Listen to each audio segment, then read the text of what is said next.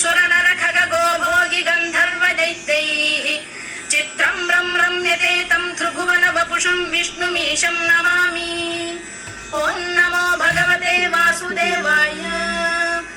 शान्ताकारं भुजगशयनं पद्मनाभं सुरेशं विश्वाधारं गगनसदृशं मेघवर्णं शुभाङ्गम् लक्ष्मीकान्तं कमलनयनं योगिहृध्यानगम्यं वन्दे विष्णुं भवभयहरं सर्वलोकैकनाथम्। मेघश्यामं पीतकौशेयवासं श्रीवत्साङ्गं कौस्तुभोद्भासिताङ्गम् पुण्योपेतं पुण्डरीकायदाक्षं विष्णुं वन्दे सर्वलोकैकनाथम्। नमः समस्तभूतानामादिभूताय भूभृते अनेकरूपरूपाय विष्णवे प्रभविष्णवे सशङ्खचक्रं सकिरीटकुण्डलं सपीतवस्त्रं सरसीरुहेक्षणं सहारवक्षस्थलशोभिकौस्तुभं नमामि विष्णुं शिरसा चतुर्भुजम्।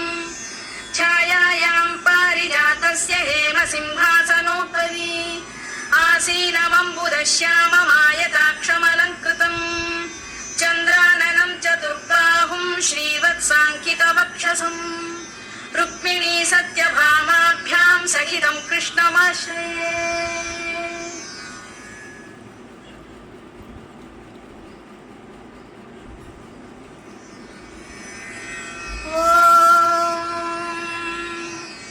विश्वं विष्णुर्वषत्कारो भूतभव्य भवत्प्रभुः भूतकृद्भूतभृद्भावो भूतात्मा भूतभावनः भूतात्मा परमात्मा च मुक्तानां परमागतिः अव्ययः पुरुषः साक्षी क्षेत्रज्ञोऽक्षर एव च योगो योगविदां नेता प्रधानपुरुषेश्वरः नारसिंहवपुः श्रीमान्